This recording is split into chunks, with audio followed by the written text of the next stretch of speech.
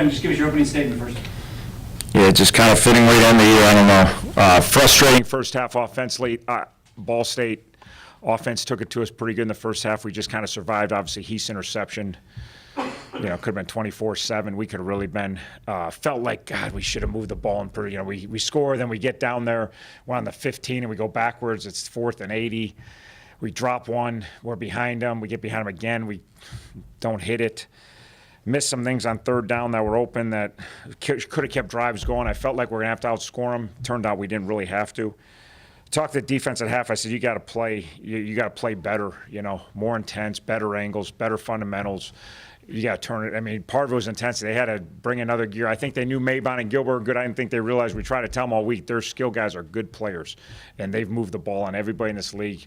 Their quarterback obviously played great, ran, throw. And then, obviously, big play starts second half to Rowe. And we knew we had advantage with Rowe, trying to get him behind him as much as we could.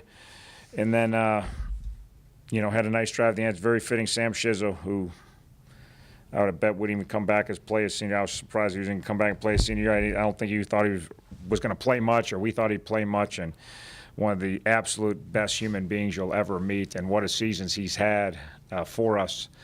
And to make a heck of a catch on a low ball and then run in the end zone. Then, they decided to punt, and then obviously it was nice to not put our defense back out there. So heck of a team win, heck of a season. Don't really know, can't really fathom. I know everybody's been talking about it. I just been trying not to think about it because I don't really know how we're here, to be honest with you. I certainly believed you guys in this room know because you're the ones that are around me every week.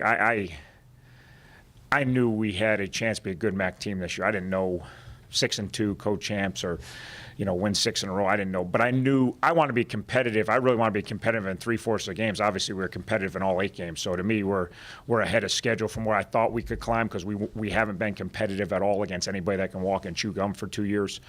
I thought we had a lot of good players. I certainly didn't think we were going to win 6 in a row, but I thought we could still be good. You heard me after Kent trying to sell everybody that, hey, we're very close to being a good football team. We just got some things that we have to learn how to do. And obviously, Gus coming back and the timing and getting healthy, and then but we played him. And Gus coming back certainly helps our defense, but our defense figured how to be more disciplined, how to trust their teammates, how to trust the system. And they just kept playing. It's been awesome. So I'm very proud of all those guys and very happy. My staff's been unbelievable. I would do it anyways because I don't trust a lot of people. This profession's a hard profession. It's so easy to turn your back. I've been on so many situations and losing situations in college football that immediately people start to point the blame. And I knew I would do it anyways, but I told the guys, don't come.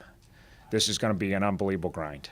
And it's going to be ugly for 2 years. And everybody thinks because I've never lost, we're going to come here and, like I said, have the magic kernels that make reindeer fly. I knew there was no way that was happening, and I knew we were going to be up against it. And for those guys to stick with it, and I'm hard on them, and keep trusting, keep believing, keep coaching these kids, they've just done an unbelievable job. If I hired 5-6 guys, I know they wouldn't even be here right now. They wouldn't be part of this. We wouldn't have accomplished this. So staff's been unbelievable. Players been unbelievable. It's been crazy. So like I said the other day, somebody asked me, will this be your biggest accomplishment? I said, by far. I said, I've had a 40-game winning streak. They're like, well, this can't be better than a 40-game winning streak. I said, I was favored 40 straight games. And on the 41st day, I was probably favored by 24 points, and we lost. We're favored every time. We never stepped on the field that we shouldn't win. What these kids and what these seniors, 5-36 6 weeks ago, that's what they are. 5-36, and for 3 years, not even competitive. I mean, for 3 years, unless we're playing a doormat in this league, we can't even defend ourselves. A year ago, we couldn't defend ourselves. And in 2/3 of our games, we couldn't even, I'd shake guys out, I'd shake Coach at OU's hand a year ago, said, that wasn't even a good scrimmage for you guys. I'm sad. It wasn't even a good scrimmage. You guys didn't have to play hard to kick our tails. And then they've won more games the last 6 weeks than they won in their whole careers. It's beyond astonishing to me, to be honest with you. So pretty cool thing to be a part of. So. What's it say? I mean, how important was the composure this team showed? No turnovers, again, only 4 penalties, which really helped offset the rushing difference, I would think. Yeah, no, and even at the end, we got excited when Shiz scored, but our defense wasn't over the top. They thought they had, and our offense, the whole time the defense was out there, was planning if it's 2 minutes and we're down, or if it's 4 minutes and we're ahead, Like we knew we were going to be down, and what are we going to run to try to pull this thing out with very little time? And our offense didn't even worry about the defense, which that is so beyond their realm of capabilities even 8 weeks ago. You know, when we had leads, they were so over-exuberant, excited, frenetic, panicked, you know, and defense gets a stop and they punt, and we had a plan for our 4-minute. And we knew we were going to throw it. I said, we're going to throw it. We're going to try to win the game. They're going to load the box. Not that we can't run, but we're going to get a clean pass look, and Murph catches it on a knee. I knew we had. We knew we were going to line. We're going to get a clean throw to Murph. We're going to throw it, and we're going to win this game. And then if we push it through on 3rd down, and then we get another big run and take a knee. So it's pretty awesome. So, yeah, obviously, the score is 21-20, the 1-point deficit. Any game can change the outcome, and any play can change the outcome of the game. So what was the turning point of the game, in your opinion? God, I don't know. Yeah, today it wasn't much of a turning. I mean, the turning point is we got the last first down. I guess I don't know. It just, to me, we were just fighting. It felt like it was frustrating for me on offense because I'm on offense. Just I felt like we were letting it. It felt like Central Michigan first half to me. They were rolling. They got some good players. We were a little bit on our heels. We're hanging in their defense. I wasn't down on our defense, but we're hanging in there. But we didn't do our job. We're down 17-7 as opposed to Central was 20-17 or something. And I was like, God, and I just told the defense, we will get it done in the second half. There's things for us clean to do. And then, like I said, the defense buckling down and playing much better, obviously, in the second half probably was the biggest difference in the outcome was our defense. Because there's no reason we didn't score more in the first half. It was very, very, very frustrating for me. We didn't execute as good as we know we have been able to and how we've been the last few weeks. And I felt like it's going to be a high-scoring deal. I said, halftime, we're going to score some points, boys. So, unfortunately, we only had to get 2 touchdowns. So. I'm curious as to what they might have done Ball State-wise. They played a pretty good defensive game because the rushing, if you look and take away especially taking away the 50 yards Alonzo can't take that one away. Can't take it away. That was a big one. Please don't take that one away. And you've been rushing the ball pretty well. Yeah, and more of that was on me. I think we could have ran the ball better. I felt like we had a crazy advantage outside, so that was more on me. I know we didn't run it great, but there was enough runs. There was enough there in the run game to run it. We could have plugged away. I felt like we were going to have to outscore them to just the flow of the game. I went for it on a 4th down, which I never do. I'm just like, our advantage. I thought it was a fair fight there against our D. I really felt like we could do some things on the perimeter, which obviously we threw for 380. We dropped another, we could have thrown for 450. We had guys open the whole day. To me, we didn't run it probably as good, but I think if we'd have stuck with the run, we could have ran it. I just felt like we're going to win the game by running by him. I knew we could run by him on the perimeter. Rowe ran by him all night, so we got 2 big ones on. We got Murph ran by him. Like, they kept telling me we can't. I said, I'm throwing almost every down. They're coming back like, Coach, I can't cover me. I said, I got you. I'm almost throwing it every down. Like, I don't know what you want me to do. I'm watching the same thing you did. There's a plan going in. So, I don't know if it was smart or not. We eked it out, but we threw for 380, and Gus had another really good game, obviously. You've been banged up on the offensive line. I know in the second half they had a bit of a run there with some sacks, and that ended up with 7. But it comes down to the end there, and you need that first down and everything, and they ground it out. And that's the thing early in the year. Those are the things we could do early in the year. We could get a 3rd and 2 into Iowa. We got a 3rd and 1 at Iowa. I was like on the headsets like amazed. Like, we just got a first down on 3rd and 1. Like, this is amazing. Like, we couldn't do this against the worst team in the MAC. And now we're really physical. And then the next, I think we were 4 for 4 on 3rd and short and red zone against Iowa. So we've been able, that's the difference. We've been able. And then obviously at the end, you don't want to put your defense back out. They're up 1. They get a couple plays and it's a field goal and you lose, and you shoulda, woulda, coulda. So it was nice, it was nice to be physical and end it there, especially when they know you're going to run it. We've been able to do that all year, and we are healthier today up front. So the injuries we've overcome, everybody has injuries, not like us. I've coached for 25 years, never seen anything close, not even close to this year, what we've went through injuries. The man games, if I was going to think the other day, I should total up the man games lost. You start Zach Hovey's a starter for us, and Nate Becker is a starter. They never played it down for us this year. Chris Hudson played 3 snaps. You go on and on, the amount of time, and just kids keep preparing, never blinked and just keep playing. So it's a special group to be around for sure.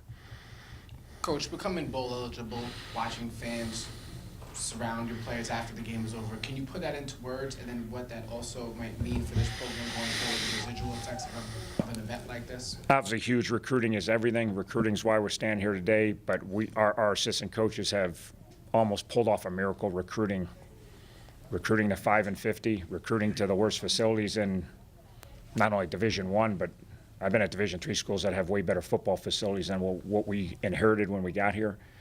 What are we recruiting to? And like I told the guy this week in the interview, like, there's teams in our league that were saying our seniors won more games this year than their seniors won in their whole career. No, actually, they won double the amount of games this year than their seniors won in their whole career, and that was true. Team in our league won 10 games. They're trying to tell recruits, like, why would you go there? Like, we won 10, they've won 5 in their whole career. What are you signing up for? So for our assistant coaches to go and find these kids and for these kids to believe that because we started talking about winning championships. I was like, well, you're selling Plantain. No, we're not selling Plantain. We're going to win championships at Miami. That if you don't want to win a championship, don't come to Miami. And we have a great education, but we weren't selling the degree. We said the degree is icing on the cake. You got to come here with the idea you're going to win a championship. And guess what? By the way, you might actually become a millionaire someday because you get a Miami degree. It's a pretty good thing.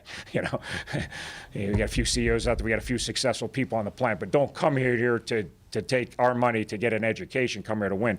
The difference now is we even went out last week on our bye week. Like, people are talking about us winning. Like, we don't have to sell that we're going to win. We're actually winning. And now you're conference co-champs. You got 6 in a row, and you went 6-2 in your league.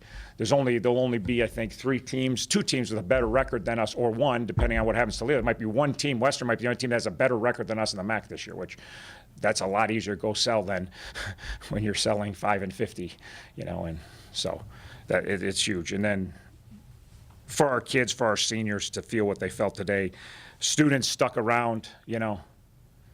I didn't know. I mean, it's Thanksgiving. That was the biggest student section we've had easily in my time here. It wasn't even close. And they were loud and they were into it. And for those kids to stick around for us means everything to us, but it means everything to these players who have played in front of fans. And I tell them, like, shouldn't anybody come? We stink. Why would they come watch you? Your parents come, I get they have to. My wife comes, she has to. You know, they'll come, and again, we start playing good, and the Central Michigan crowd was better, and then the crowd tonight's better, and they'll come. When you put something on the field that's worth coming to watch, people will come watch you. Anybody else got anything else? All right. Coach, thank you. Thank all of you. Been around all year. Appreciate it. Just a couple questions, Ro. Anybody have questions for Ro? Yeah, Rokeem, so you know, you start the season off 0-6. Gus Ragland comes in, he goes 6-0, 15 touchdowns, no interceptions. What has he done to transform this team? Coach is a great leader, and I think that's a real big part of what he's done. If you're a leader, it's pretty easy for guys to follow you, and just, you know, and him being that leader, it trickled down through everybody else and just a good play. So, I mean, like I said, he's a competitor. He knows how to win games. He gives us that edge because he can throw and run, so he's definitely a dual threat. But, I mean, he's just a competitor, so he gives us that edge.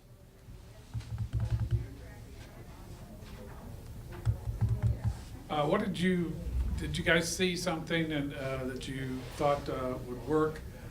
You know, maybe break some big plays on them coming into it, or did those touchdowns and so forth, did that just come up during the game by virtue of the situation and what they ended up doing? Well, all week during practice and just watching film, we knew that they're good on defense, but we knew that their weakness was their corner. So kind of the game plan was, you know, target those guys because they give up a lot of big plays. So, you know, we've been doing that all week and we stuck with it. And, you know, we just went out there and made plays. Gus threw us some great balls and the receivers ran great routes. And we were just able to, you know, keep pounding on those guys in the secondary and make big plays that ultimately got us the win. How much different would you say the mentality is now, say, from the time that you guys were 0-6 to when you're in a crunch game here, you know, and you need it at the very end? How much of a difference was there? I wouldn't say much of a difference because even when we were 0-6, we've always been competitors, and, you know, we've always had that fight in us. I feel like, well, I would say the difference is now that we've been winning games, we feel like it's just a feeling now. Like we know what we're capable of now. When we're 0-6, we know what we're capable of, but we just didn't see the results. Now we're seeing the results, so it just makes it that much more better to go out there and do what we have to do. But, I mean, overall, it's just great team chemistry and just the way the guys been playing and the way this team's gelled together.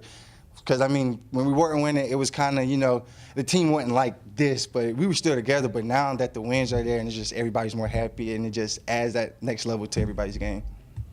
So, you know, I mean, being a fifth-year senior, you've seen it all. Could you describe how this moment feels for you right now in the best way possible? Oh, man, it's for real. I mean, the 0-12 season and the rough start to this year, and I mean, it's been plenty of times where it's been rough, and, you know, you could want to throw in the towel and give up, you know, get discouraged, you know, lose faith. But, just being around these fifth-year guys, my classmates, and then the younger guys, the way they balled in, and those guys, the work they put in, the work we put in, and just to watch it all come together, and 6 straight wins and come to a bowl game. I mean, I can't ask for much more, man. It's great. It's the greatest feeling right now. Mike Ryan. How's it been with there's such an influx of young guys here and everything? How's it been for you and the seniors as far as helping them to get acclimated and produce? I mean, it's just part of the process. We want Miami football to be the best it could be, whether we're here or not. And I mean, for me, like I know I'm done after this year, so it's just been me trying to drop as much knowledge as I can onto the younger guys, so they can keep performing at a high level and get better. And all the tricks of the trade that I know, I'm telling each and every one of them. So you know, I just want those guys to be the best. They seem receptive and everything. Oh yeah, for sure, yes sir. All right, Real, thanks. All right, thank you guys. Questions for Heath? I just talking to him about being a senior and everything. What does it mean to you to be able to get to this point after so much that you've gone through? You've been through a lot over the time you've been here. Hey, the Red Hawks, you like to make things dramatic. So, I mean, it's just surreal, like Rose said. It's an amazing feeling. Like, I'm really emotional. It's just coming from the 0-12 season to, starting off 0-6, and not many people believing in us, but us believing in ourselves still. And just to turn it all around and be bowl eligible, it's surreal and it's an exciting time. I'm just curious that in that interception that you've had today, and you've had a pretty darn good season.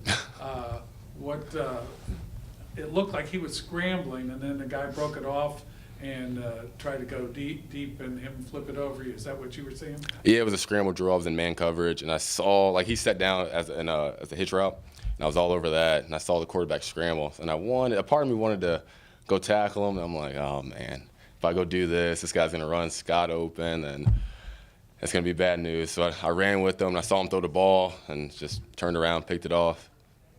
It's like the second or third one that you've had, like in that particular area where you just jumped up and grabbed.